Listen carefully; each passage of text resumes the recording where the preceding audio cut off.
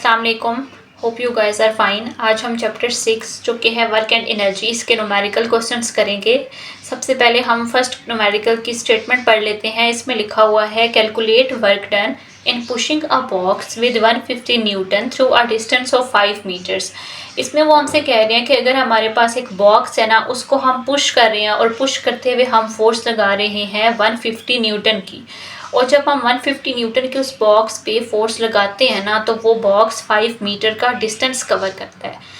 तो इसमें हमने कैलकुलेट करना है कि वर्क डन कितना होगा। तो सबसे पहले हम लिख लेंगे हमें जो जो चीज़ें गिवन है। गिवन में हमें एक फोर्स गिवन है जिसको एफ से रिप्रेजेंट करेंगे, फोर्स 150 न्यूटन गिवन है। डिस्टेंस कितना कवर किया बॉक्स ने, स्मॉल डी से रिप्रेजेंट करेंगे 5 मीटर्स।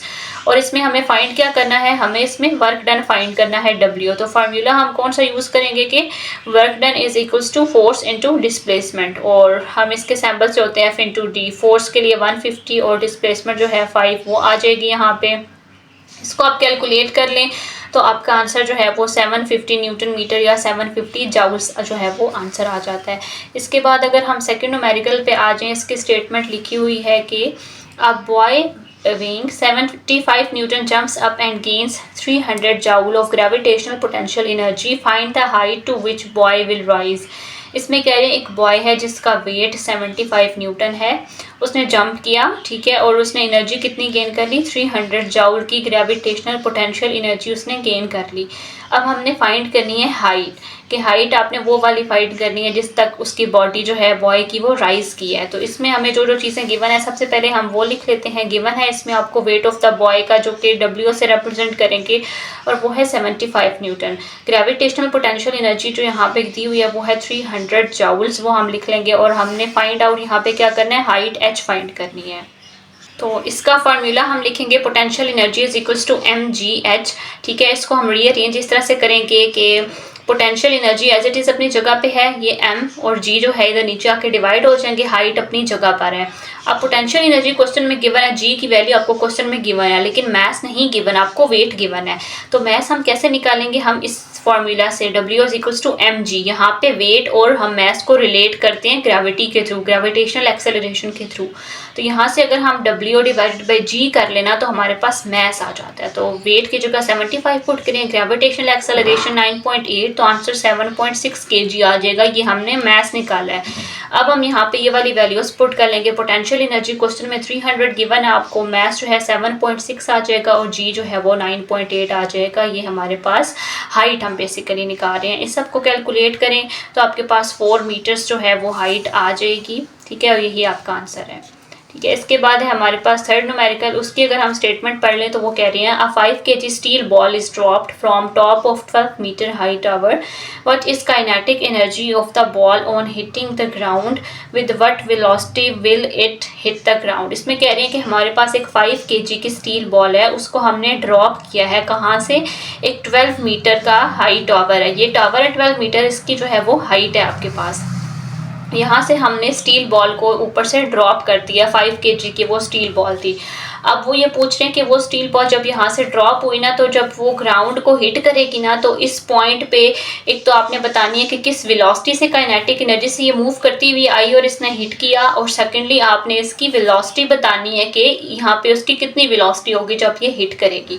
तो हम सबसे पहले जो है वो जो चीज़ें आपको गिवन है डाटा वो लिख लेते हैं। सबसे पहले हम मैथ लिख लें कि m से रिप्रेजेंट करते हैं, जो कि हमें 5 kg दिया हुआ है। हाइट h जो है वो 12 मीटर की टावर की बताई हुई है। फाइंड क्या करना है, काइनेटिक एनर्जी फाइंड करनी है, और सेकेंडली हमें वेलोसिटी फाइंड करनी है। तो इसमें हम जो फार्मूला यूज़ करेंगे वो है, एक तो हमने पोटेंशियल एनर्जी वाला यूज़ करना है mgh, और दूसरा काइनेटिक एनर्जी 1/2 mv² वाला यूज़ करना है। सबसे पहले अगर हम काइनेटिक एनर्जी की बात कर लेना, तो इसमें क्या है कि जब हमारे पास काइनेटिक एनर्जी हमने फाइंड करनी है ना, जिस वक्त ये हिट करेगी ग्राउंड को, तो हम यहाँ पे यूज़ करेंगे जो हमारे पास principle of conservation of energy होता है। वो देखिए, जिस वक्त वो टावर पे थी, हाइट पे थी, तो उस वक्त उसमें पोटेंशियल एनर्जी थी। जब हमने उसको वहाँ से फेंका तो क्या होगा कि आहिस्ता आहिस्ता वो मूव करना लाइक स्टार्ट की उसने, तो पोटेंशियल एनर्जी काइनेटिक में चेंज होती रहेगी। तो वो ये कह रहे हैं कि जो पोटेंशियल एनर्जी हाइट पे उसने कवर की हुई थी, उसके पास थी, गेन की हुई थी, अब वही कन्वर्ट होगी काइनेटिक एनर्जी में जब वो बॉल फॉल फॉल कर रही होगी, यानी कि यहाँ पे हाइट पे हमने टावर पे उसको लेकर गए हुए थे, यहाँ से फॉल जब करवाया तो यहाँ पे उसकी जितनी पोटेंशियल एनर्जी थी ना वो ही काइनेटिक में चेंज होगी, क्योंकि कंजर्वेशन ऑफ एनर्जी जो है हमारे पास लॉ उसका वो यही कहता है ना कि एनर्जी एक फॉर्म से दूसरी फॉर्म में कन्वर्टेबल होती है, कन्वर्ट की जा सकती है, तो पोटेंशियल एनर्जी काइनेटिक में चेंज हो जाएगी। तो हम यहाँ पे क्या करेंगे कि पोटेंशियल एनर्जी निकालेंगे, तो जितनी पोटेंशियल एनर्जी आएगी वही चेंज होके काइनेटिक में चेंज होगी। तो पोटेंशियल एनर्जी का फार्मूला क्या होता है, mgh, तो मैथ आपको 5 दिया हुआ है, g की वैल्यू 9.8 और हाइट आपको 12 क्वेश्चन में गिवन है, तो ये आती है 588 जूल्स। ये हमने पोटेंशियल एनर्जी निकाली, जितनी इसमें पोटेंशियल एनर्जी स्टोर थी वही काइनेटिक में चेंज होगी, तो हमारे पास ये काइनेटिक के बराबर ही आ जाएगी।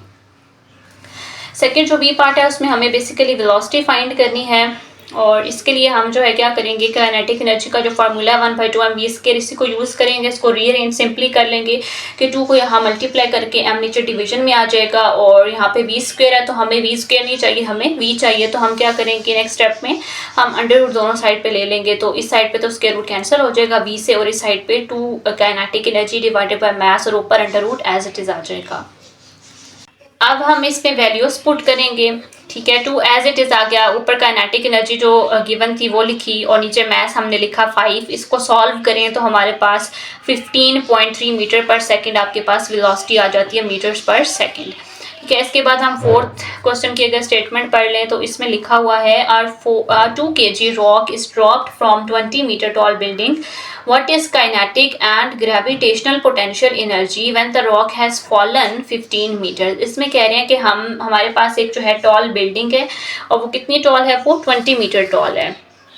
सी दिस डायग्राम, ठीक है, ये हमारे पास बिल्डिंग है 20 मीटर टॉल है, इसके टॉप से हमने एक रॉक को फेंका है, ड्रॉप करवाया है, ठीक है, और उस रॉक का मैस आपको 2 kg बताया हुआ है। तो वो पूछ रहे हैं कि जिस वक्त वो वाली रॉक जो है ना 15 मीटर का डिस्टेंस कवर कर चुकी है, यहाँ पे ये पूरा 20 टॉल मीटर है ना, तो इसके रूफ से जब हमने इसको फेंका रॉक को और जब वो 15 मीटर तक का डिस्टेंस कवर कर चुकी थी, उस वक्त इस रॉक की काइनेटिक और ग्रेविटेशनल पोटेंशियल एनर्जी क्या है ये हमें फाइंड करना है।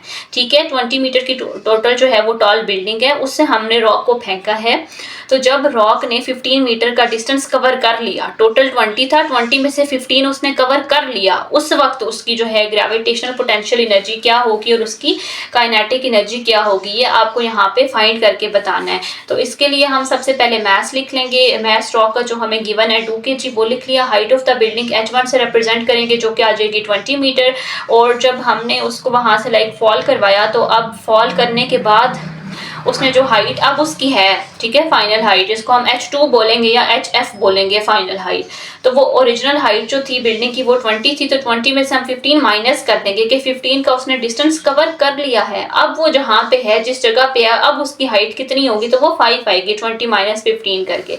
और हमें इसमें फाइंड आउट बेसिकली क्या करना था, ग्रेविटेशनल पोटेंशियल एनर्जी एक तो फाइंड करनी है, सेकेंडली काइनेटिक एनर्जी फाइंड करनी है। तो अगर हम इसकी ग्रेविटेशनल पोटेंशियल एनर्जी फाइंड करना चाहेंगे तो उसका फार्मूला क्या होता है, mgh होता है सिंपली, तो मैस हमारे पास 2 है, g की वैल्यू 9.8 आ जाएगी और हाइट h क्या है 5 क्यों पुट की, अगेन मैं आपको वही बता रही हूँ कि हमारे पास बिल्डिंग 20 मीटर की है, तो उससे जब आपने रॉक को फेंका है और रॉक ने जब 15 मीटर का डिस्टेंस कवर कर लिया है, तो अब उसकी हाइट कितनी आ गई, 15 मीटर नहीं आएगी क्योंकि वो 20 में से 15 उसने कवर किया है, तो 20 और 15 को माइनस करके हमारे पास 5 आंसर आएगा। तो इस वजह से हमारे पास जो ग्रेविटेशनल पोटेंशियल एनर्जी है उसकी वैल्यू 98 जूल्स आ जाएगी। अब हमने आगे ये करना है कि हमारे पास जो कंजर्वेशन ऑफ एनर्जी लॉ है उसके मुताबिक क्या होता है कि एक फॉर्म जो है एनर्जी की वो दूसरी फॉर्म में इजीली कन्वर्ट हो जाती है, तो हम लिख सकते हैं कि gain in kinetic energy equal आ जाएगा लॉस इन पोटेंशियल एनर्जी के। इसको हम अगर ओपन करना चाहें तो हम कैसे लिख सकते हैं कि हमारे पास जो पोटेंशियल एनर्जी है इस क्वेश्चन में 2 हाइट्स है ना, एक तो 20 मीटर वाली जो इनिशियल हाइट है और फिर हमने रॉक को बाद में फॉल करवा दिया, तो अब उसने एक न्यू हाइट एक्वायर की है, तो हम यहाँ पे हाइट के हिसाब से जो पोटेंशियल एनर्जी का फार्मूला है ना, इक्वेशन है, उसको थोड़ा सा मॉडिफाई कर देंगे कि हम इनिशियल जो ग्रेविटेशनल पोटेंशियल एनर्जी है वो निकालेंगे और उसमें से फाइनल को जब माइनस करेंगे ना तो हमारे पास तब टोटल पोटेंशियल एनर्जी निकलेगी, और जितनी काइनेटिक में गेन आएगा या जितना लॉस आएगा यहाँ पे पोटेंशियल में उतना ही गेन आएगा ना काइनेटिक में, तो हम जब एक बार लॉस का पोटेंशियल का निकाल लेंगे तो वो बराबर एक काइनेटिक क्या आ जाएगा, हमारा आंसर काइनेटिक की एनर्जी का जो हमने निकालना है वो निकल आएगा। तो अब हम क्या करते हैं कि हमने हमने एक तो इनिशियल जो हमारे पास पोटेंशियल एनर्जी है वो फाइंड करनी है, यानी कि जब वो टॉप ऑफ द बिल्डिंग पे थी, 20 मीटर हाइट वाली बिल्डिंग पे थी, तब हमने इनिशियल पोटेंशियल एनर्जी उस रॉक की निकाल ली है। फिर जब हमने उसको फेंका, फॉल करवाया हाइट तक, 15 मीटर डिस्टेंस कवर करने के बाद वो 5 की हाइट पे आ चुकी थी, वहां तक हमने उसका फाइंड करना है। तो वो क्या है हमारे पास, हमने फाइंड की इनिशियल ग्रेविटेशनल, तो mgh इनिशियली क्या था 20 था, 392 जूल आ जाएगा। और जो हमारे पास फाइनल आ रही है ग्रेविटेशनल पोटेंशियल एनर्जी वो 98 जूल है, जो भी आपने क्वेश्चन में स्टार्ट में कैलकुलेट किया कि जब हमने कहा था कि रॉक ने 15 मीटर का डिस्टेंस कवर किया है, उस वक्त उसकी हाइट 5 आ चुकी थी, क्योंकि 20 थी टोटल, 20 में से 15 उसने कवर कर ली थी, और अब उसकी कितनी रह गई थी, 5 मीटर हाइट पे थी वो भी। तो हमने वो पहले निकाल लिए, तो वो 98 है। हम जो है इनिशियल और फाइनल को सब्ट्रैक्ट करेंगे तो हमारे पास आंसर जो है काइनेटिक एनर्जी का 294 जूल्स आ जाएगा। ठीक है, इसके बाद है हमारे पास फिफ्थ न्यूमेरिकल, इसकी स्टेटमेंट पढ़ लेते हैं। इसमें कह रहे हैं a rocket with mass of 800 gram is launched vertically upward with initial speed of 30 meters per second. अब हमने इसमें दो चीज़ें फाइंड करनी है। Assuming no air resistance calculate maximum height that rocket would reach, और बी है if due to air friction the rocket only rises to 25 meter determine the work done against air resistance. इसमें हमें कह रहे हैं कि एक हमारे पास रॉकेट है, उस रॉकेट का मास है जी 800 ग्राम, उसको हमने लॉन्च करवाया है वर्टिकली और उसकी इनिशियल स्पीड थी 30 मीटर पर सेकेंड। ए पार्ट में वो कह रहे हैं कि आप कंसिडर करें कि हम एयर रेजिस्टेंस को ना निकाल देते हैं, इग्नोर कर देते हैं, उसको हमने इग्नोर करना है। और अब हमने कैलकुलेट करनी है कि मैक्सिमम हाइट कितनी होगी, रॉकेट कितनी हाइट तक पहुंच सकता है। और बी पार्ट में कह रहे हैं कि अब एयर फ्रिक्शन को इग्नोर नहीं करना है, एयर फ्रिक्शन को अकाउंट में रखना है। तो वो ये कह रहे हैं कि एयर फ्रिक्शन की वजह से रॉकेट जो है ना वो अब 25 मीटर्स तक उसने हाइट कवर की है। पहले हम जो ऊपर फाइंड करेंगे हमें पता चल जाएगा कि हमने एयर रेजिस्टेंस को जब इग्नोर किया तब उसने हाइट कितनी अचीव की है। और बी पार्ट में वो हमें खुद से बता रहे हैं कि जब एयर रेजिस्टेंस नहीं है तो रॉकेट ने 25 मीटर की हाइट कवर की है। तो अब वो कह रहे हैं कि हमने यहाँ पे डिटरमिन करना है work done against air resistance, यानी कि रॉकेट को जो अगेंस्ट एयर रेजिस्टेंस काम करना पड़ेगा, वर्क डन करना पड़ेगा, वो कितना है वो हम यहाँ पे निकालेंगे। सबसे पहले हम एज यूजुअल गिवन जो डाटा है वो लिख लेते हैं। Mass of the rocket m से रिप्रेजेंट करेंगे 800 ग्राम। ग्राम जो है वो सिस्टम इंटरनेशनल यूनिट नहीं है मास का, वो जो कि केजी है, तो हम इसको 0.8 केजी बना लेंगे। इनिशियल स्पीड क्या है रॉकेट की, वी आई से हम रिप्रेजेंट करेंगे 30 मीटर पर सेकेंड है। और हाइट अचीव बाय रॉकेट कितनी है जो क्वेश्चन में गिवन है 25 मीटर्स। ओके, तो गिवन हमने लिख लिया था। अब हमने ये बताना है कि हम इसमें फाइंड क्या करना चाह रहे हैं। दो चीजें फाइंड करनी है, एक तो maximum height reach by the rocket जिस वक्त हमने एयर रेजिस्टेंस को इग्नोर करना है, और सेकेंडली हमने वर्क डन फाइंड करना है अगेंस्ट द एयर रेजिस्टेंस। तो हम सोल्यूशन कर लेते हैं। सबसे पहले हम जो है ना हाइट हमें फाइंड करनी है, तो वो हम जो हमारे पास फार्मूला है इसका पोटेंशियल एनर्जी का, उसकी मदद से जो है हम हाइट निकाल सकते हैं। तो वो क्या होती है, बेसिकली हमारे पास law of conservation of energy के मुताबिक gain in potential energy is equals to loss in kinetic energy. एक एनर्जी में लॉस आ रहा है तो दूसरी में जो है वो गेन आ जाएगा, एक फॉर्म से दूसरे में कन्वर्ट हो रही है। तो गेन इन पोटेंशियल एनर्जी की जगह हम उसका फार्मूला लिखेंगे mgh, और दूसरी जगह काइनेटिक 1/2 mv²। mm दोनों साइड से कैंसिल हो जाएगा, इस साइड पे हमारे पास सिर्फ gh रह गया और इस साइड से 1/2 v² रह गया। हमें असल में फाइंड जो है वो h करना है, ठीक है। तो यहाँ से v²/2g हमारे पास रह चुका है। v आपको क्वेश्चन में 30 गिवन है, रॉकेट की जो इनिशियल स्पीड है, वेलोसिटी है 30 का स्क्वायर नीचे 2 एज इट इज, और g की वैल्यू 9.8। इसको कैलकुलेट कर लें तो 45.9 मीटर्स आपके पास हाइट आती है। इस 45.9 मीटर का ये मतलब है कि जब आपने 0.8 kg का रॉकेट जिसकी इनिशियल स्पीड 30 थी और आपने वहां पे इग्नोर किया एयर रेजिस्टेंस, तो उसने इतनी हाइट जो है वो अचीव की, इतनी हाइट कवर की। सेकेंडली हमने फाइंड आउट करना है कि जब आपने रेजिस्टेंस को इग्नोर नहीं करना, यानी कि रेजिस्टेंस को अकाउंट में लेना है, तो कितना वर्क डन होगा अगेंस्ट रेजिस्टेंस। तो बेसिकली जो हमारे पास law of conservation of energy की इक्वेशन है ना, यानी कि एक एनर्जी में अगर गेन आ रहा है दूसरी में लॉस आ रहा है और हम उसको इक्वल के जो है वो इक्वल कर देते होते हैं, तो उसमें हम जो इक्वेशन है ना उसमें हम इग्नोर करते हैं एयर रेजिस्टेंस को। लेकिन जब भी एयर रेजिस्टेंस प्रेजेंट होती है तो कुछ ना कुछ वर्क सिस्टम को उसके अगेंस्ट भी करना पड़ता है। तो अब इन्होंने हमें खुद बोल दिया है कि हमने रेजिस्टेंस को इनटू अकाउंट लेना है, तो उस रेजिस्टेंस जब वो प्रेजेंट होगी तो उसके अगेंस्ट काम करना पड़ेगा, वर्क डन होगा सिस्टम का, ठीक है, उसके अगेंस्ट। तो इस वजह से हम उस इक्वेशन में साथ में ये भी लिखेंगे। तो गेन इन पोटेंशियल एनर्जी में mgh आ गया, काइनेटिक एनर्जी का फार्मूला आ गया, साथ में वर्क डन जो हमने यहाँ पे कैलकुलेट असल में करना है। यहाँ पे आप सारी वैल्यूज, मैथ जो है 0.8 kg है, g की वैल्यू 9.8, हाइट आ गई 25, यहाँ पे 1/2 मैथ 0.8 है, v जो था हमारे पास 30 का स्क्वायर था। इसको कैलकुलेट किया, यहाँ पे 360 आ गया, इस साइड पे 196 आ गया। इनको हम सॉल्व करेंगे, प्लस से उस साइड जाके -196 -360 हुआ, तो आपके पास आंसर आ जाएगा -164 जाउल्स ऑफ वर्क डन। ठीक है, तो ये हमारे पास ये न्यूमेरिकल कंप्लीट हो गया। इसके बाद हम 6 की तरफ जाते हैं। इसमें जो है वो स्टेटमेंट इसकी अगर हम पढ़ें तो इसमें लिखा हुआ है कि एक 2 horse power electric motor gives energy to a system that lifts a load of 100 kg to height of 10 meter in 1.5 seconds. Calculate input and output. इसमें ही हमें कह रहे हैं कि एक 2 horse पावर की एक इलेक्ट्रिक मोटर है, ठीक है, और वो एक सिस्टम को एनर्जी सप्लाई करती है, और वो सिस्टम क्या करता है कि लोड को फिर लिफ्ट करता है। 100 kg का लोड है और उसको हाइट ऑफ 10 मीटर तक लिफ्ट करवाता है, और 1.5 सेकेंड्स इसमें लेता है, वो इतना टाइम लेता है। तो हमने कैलकुलेट करना है इनपुट और आउटपुट। इनपुट बेसिकली वो कह रहे हैं कि वर्क डन जो कि मोटर कर रही होगी, और आउटपुट क्या है, जितना लोड लिफ्ट हो रहा होगा सिस्टम के जरिए से। तो इसमें हम सबसे पहले जितनी भी आपको वैल्यूज गिवन है वो हम लिख लेते हैं। गिवन में आपको पावर ऑफ मोटर दी हुई है जो कि 2 horse पावर है, HP। हम इसको वॉट में सबसे पहले कन्वर्ट करेंगे। 1 HP जो है वो 746 वॉट्स के बराबर होता है, तो 2 HP कितने के बराबर होगा, हम उसको मल्टीप्लाई कर लेंगे, तो 1492 वॉट के बराबर आ जाएगा। मैथ जो आपको लोड का गिवन है 100 kg वो लिख लें, हाइट गिवन है 10 मीटर, टाइम जो आपको गिवन है 1.5 सेकेंड्स, वो हम एज इट इज लिख लेंगे। फाइंड हमें यहाँ पे 2 चीजें करनी है, इनपुट और आउटपुट। सोल्यूशन हम स्टार्ट करते हैं। सबसे पहले जो इनपुट हमने इन the form of work done calculate करना है वो हम पावर के फॉर्मूला से करेंगे, जो कि है power is equals to work done divided by time taken. तो इसको अगर हम रीअरेंज करेंगे तो पावर और टाइम को मल्टीप्लाई कर देंगे तो वर्क डन की वैल्यू निकल आएगी। ठीक है, पावर के लिए 1492 और टाइम के लिए 1.5। हमने जब इनको मल्टीप्लाई किया तो आंसर आया 2238 जूल। सेकेंडली जो हमने बी पार्ट आउटपुट फाइंड करना है, बेसिकली आउटपुट जो लिखा हुआ है वो उसमें ये लिखा हुआ है कि कितना वर्क डन होगा, तो हम वो एनर्जी के लिहाज से निकाल सकते हैं पोटेंशियल एनर्जी की फॉर्म में mgh। जितना वर्क करते हैं बॉडी में, अगर पोटेंशियल एनर्जी है तो वो स्टोर हो जाएगी, काइनेटिक है तो वो मूव करना शुरू हो जाएगी।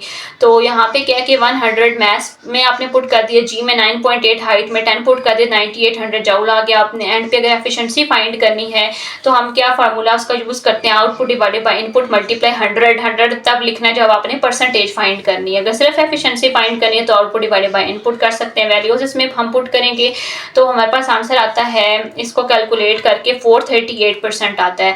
और जो यहाँ पे आपको वैल्यूज इस क्वेश्चन में गिवन है, न्यूमेरिकल्स में गिवन है, उसके हिसाब से आंसर यही निकलेगा। इसके अलावा कोई और आंसर नहीं आ सकता। जो आपकी बुक में है वो आंसर इन वैल्यूज से नहीं निकल सकता, और इसलिए मैंने ये साथ लिख भी दिया है।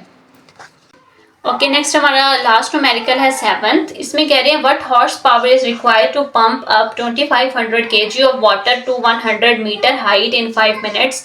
कि हमारे पास ना वाटर है, उसका मैस 2500 kg दिया हुआ है, तो वो ये कह रहे हैं कि अगर कोई हम एक मोटर यूज करते हैं ना, तो उस मोटर की पावर कितनी होनी चाहिए हॉर्स पावर में, कि अगर हम उस मोटर की मदद से 2500 kg का वाटर जो है वो 100 मीटर की हाइट तक पंप करवाते हैं और उसको 5 मिनट्स लगते हैं। तो हमने असल में अब क्या करना है, पावर कैलकुलेट करनी है हॉर्स पावर में, बेसिकली यूनिट में। तो जो चीजें गिवन है हम वो लिख लेते हैं। गिवन है आपको mass of water 2500 kg, height है 100 मीटर, टाइम जो है 5 मिनट्स गिवन है। मिनट्स इज नॉट ऐसा यूनिट, तो हम उसको सेकंड में कन्वर्ट करेंगे 5 × 60 करके। हमें इसमें फाइंड क्या करना है, पावर फाइंड करनी है। तो इसका हम सोल्यूशन स्टार्ट करते हैं। तो पावर का जो फार्मूला होता है work done is equals to time taken. Work done in the form of यहाँ पे पोटेंशियल एनर्जी होगा, हाइट इन्वॉल्व है, तो मैस 2500 आ गया। जी की वैल्यू लिख लें, एच की वैल्यू लिख लें, ठीक है, और नीचे जो है हमारे पास टाइम 300 आ जाएगा। इसको कैलकुलेट किया तो हमारे पास आंसर जो है 8166.67 वॉट आ जाएगा। ये हमारे पास पावर का आंसर तो आ गया, लेकिन ये वॉट में आया, और क्वेश्चन में उन्होंने बोला है कि आपने हॉर्स पावर में निकालना है। तो वो हम कैसे निकाल सकते हैं कि हमें पता है 746 वॉट्स जो है ना वो 1 हॉर्स पावर के बराबर है। तो 1 वॉट कितने हॉर्स पावर के बराबर होता है, 1 डिवाइडेड बाय 746 हॉर्स पावर के। और हमारे पास टोटल आंसर में कितने वॉट्स है जिनको हमने एचपी में कन्वर्ट करना है, वो है हमारे पास 8166.67 वॉट्स। तो हम सिंपली इसको डिवाइड कर देंगे तो आंसर आपके पास आ जाता है 10.95 हॉर्स पावर। तो यही आपका आंसर है। यहाँ पे आपके न्यूमेरिकल्स कंप्लीट हो गए। आई होप आपको समझ आ गई होगी। कोई चीज़ अगर समझ नहीं आती, कोई क्वेरी है, तो आप कमेंट सेक्शन में मुझसे पूछ सकते हैं, मैं उसका आंसर आपको बता दूंगी। Thank you so much for watching. अल्लाह हाफिज़।